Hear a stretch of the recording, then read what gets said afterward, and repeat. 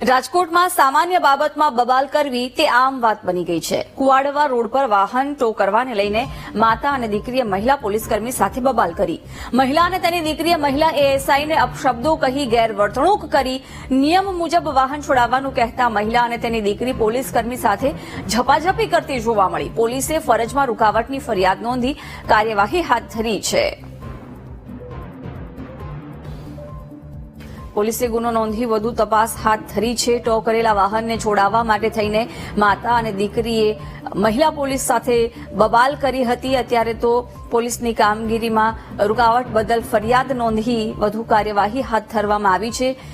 રાજકોટમાં ટો કરેલા વાહનને લઈને આ બબાલ થઈ હતી। મહિલાએ ટ્રાફિક મહિલા એએસઆઈને અપશબ્દો બોલી અને ગેરવર્તણૂક પણ કરી હતી। તેના દ્રશ્યો આ સામે આવી રહ્યા છે। કુવાડવા રોડ પર મહિલા અને તેની દીકરીએ મહિલા પોલીસકર્મી સાથે બબાલ કરી હતી। દીકરીએ દાદાગીરી કરી હતી। નિયમ મુજબ વાહન છોડાવવાનું કહેતા મહિલા અને તેની દીકરીએ ગેરવર્તણૂક કરી હતી।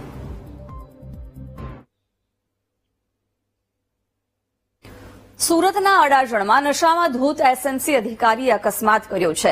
નિલાંગ ગાયવાલા નામના અધિકારીએ દારૂ પીને અકસ્માત કરતા વિવાદ થયો છે।